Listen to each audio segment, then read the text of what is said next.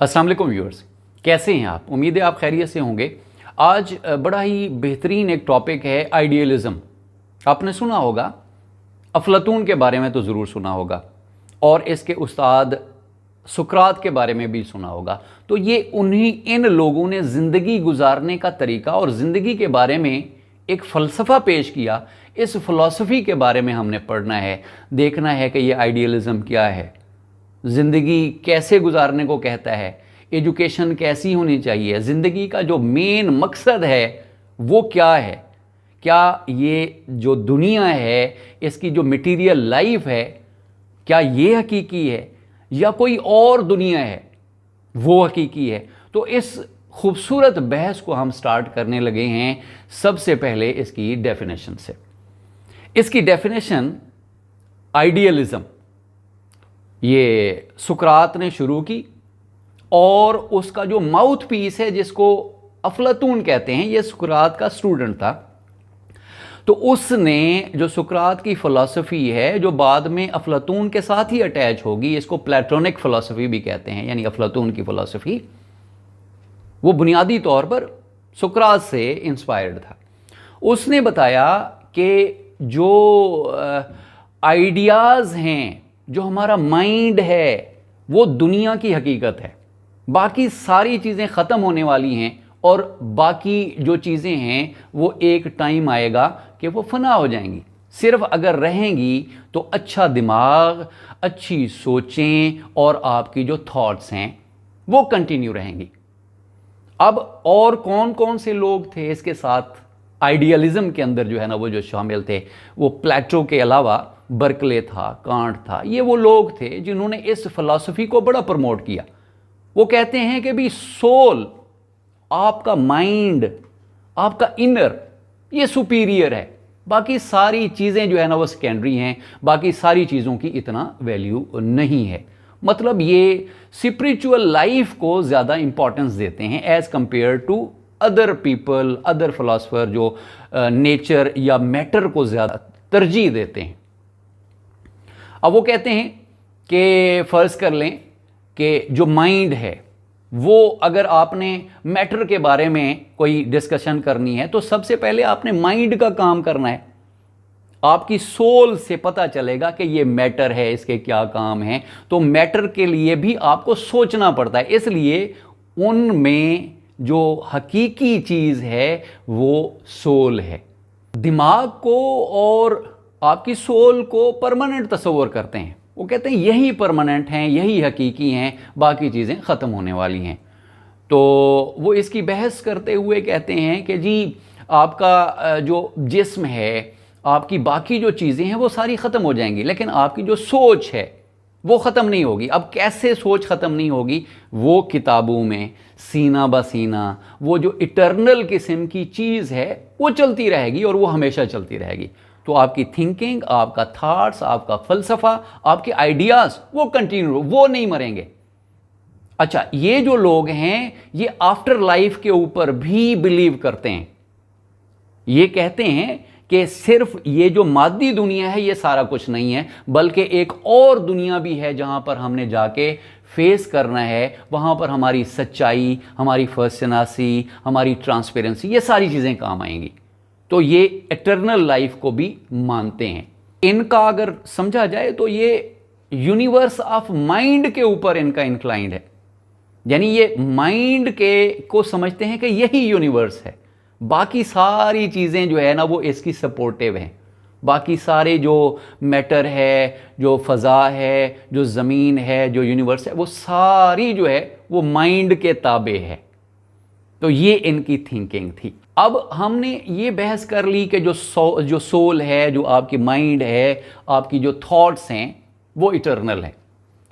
अब आगे बढ़ते हैं कि वो एजुकेशन या हमारा जो एजुकेशनल प्रोसेस है उसके अंदर एम्स क्या वो रखते हैं, एजुकेशन के एम्स क्या होने चाहिए, मेन उसका जो मकसद है एजुकेशन का। हम अपने बच्चों को पढ़ाते हैं ना, स्कूलों में भेजते हैं, मदारस में भेजते हैं, चर्च में भेजते हैं, इबादत गाहों में भेजते हैं। तो उनकी जो एजुकेशन और तरबियत का मेन मकसद वो क्या है? वो है उनकी रूहानी तरबियत करना, उनके करैक्टर को बेहतर करना, उनकी जो सोल है उसको प्योरीफाई करना, ताकि वो उनके जो करेक्टर ट्रेट्स हैं, उनका जो माइंड हो बिल्कुल साफ शफाफ हो, शीशे की तरह, उनको आर पार देखा जा सके।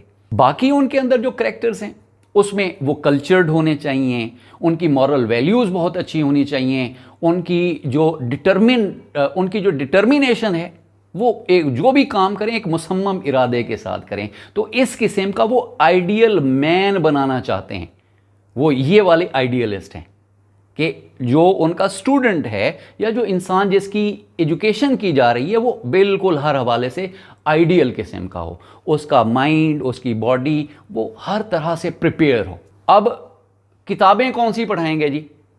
किताबें, करिकुलम वो पढ़ाएंगे हम उनको ह्यूमैनिटीज़, जिसके अंदर जो है वो इंसानों के साथ ताल्लुकात। हिस्ट्री पढ़ाएंगे कि किस तरह से इंसान ने तरक्की की और आज तक यहाँ तक पहुँचा। बड़े बड़े जो फ़िलासफ़र हैं उनकी किताबें हम पढ़ाएंगे। इसके अलावा सोशल साइंसेज हो गई, जो सोसाइटी के अंदर रहना, उठना, बैठना ये सिखाती है। सिविक्स हो गई, शहरियत, लैंग्वेजेस हो गई, हिस्ट्री हो गई, ये सारी चीज़ें जो है इसके करिकुलम या इसके जो सब्जेक्ट्स हैं चीदा वो ये वाले जो इंसान की तरबियत करे, उसकी रूह की तरबियत करे और उसके दिमाग को बेहतर बनाए, उसके दिमाग को चमकाए। तो ये आइडियलिज़म की जो बुनियादी करिकुलम के हवाले से फ़िलासफ़ी थी वो ये है। अच्छा, अब इसमें एक थोड़ा सा पॉइंट है कि जो ज़्यादातर आइडियलिस्ट हैं ना वो सब्जेक्टिव आइडियलिस्ट हैं, यानी हर चीज़ को आइडियाज़ के पैमाने के अंदर तोलते हैं। लेकिन कुछ हैं जो ऑब्जेक्टिविटी को, ज़िंदगी की ज़रूरतों को समझते हुए वो कहते हैं साइंस, मटेरियल के बारे में, फ़िज़िक्स के बारे में पढ़ना ये भी लाजमी है, लेकिन वो तरजीह और जो सुपीरियर नॉलेज वो तस्वर करते हैं वो वही है जो प्लेटो का है, यानी माइंड को और अपनी रूह को, अपने किरदार को बेहतर बनाना। सुपीरियर नॉलेज तब भी इन फ़िलासफ़र के यहाँ वही है। अच्छा जी, अब देखते हैं कि उन्होंने मेथड कौन सा यूज़ किया। तो मेथड एक था, आपने सुना होगा, सॉक्रेटिक मेथड। अमूमन हम कहते हैं कि जी ये डिस्कशन नहीं, ये बड़ा इसमें इंडक्टिव और डिडक्टिव रीजनिंग होती है।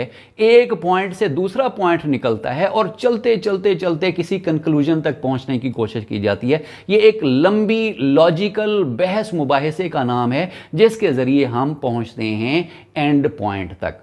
तो सॉक्रेटिक मेथड इतना आसान नहीं है इसको कंडक्ट करवाना और इसको जो है ना वो कैरी करवाना। ये बड़ा एक मुश्किल और बड़ा टेक्निकल किस्म का एक मेथड है। इसके अलावा इंडक्टिव और डिडक्टिव रीजनिंग का भी वो यूज़ करवाते थे इस टीचिंग मेथड के लिए। अब आ जाते हैं टीचर। टीचर कैसा हो? टीचर बाकिरदार हो, एक्सपीरियंस्ड हो और परफेक्ट हो। ये समझते हैं कि टीचर ही वही है जिसने बच्चे की तरबियत करनी है, यानी टीचर सेंट्रल रोल प्ले करेगा आइडियलिज्म के अंदर। जबकि दूसरे जो स्कूल ऑफ थॉट्स हैं उसके अंदर, जैसे नेचुरलिज्म है, वहाँ पर टीचर ना भी हो गुजारा चल जाता है। नहीं, यहाँ पर टीचर का होना पिवटल है, मरकज़ी किरदार है टीचर का इधर। इसके अलावा जो डिसिप्लिन है वो कैसा होना चाहिए? बच्चों के अंदर इनेट डिसिप्लिन होना चाहिए। उनको पता होना चाहिए कि जो डिसिप्लिन है वो हमारी और मुआशरे की बेहतरी का एक ऐसा मैकेनिज़्म है, एक ऐसी पॉलिसी है जिससे हम और मुआशरा दोनों सुखी रहेंगे।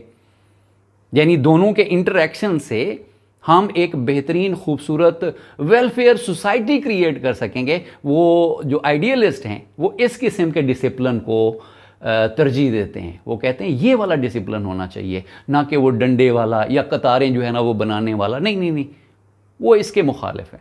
वो कहते हैं इनेट डिसिप्लिन होना चाहिए जो बच्चे की या स्टूडेंट की रूह से उसका ताल्लुक हो।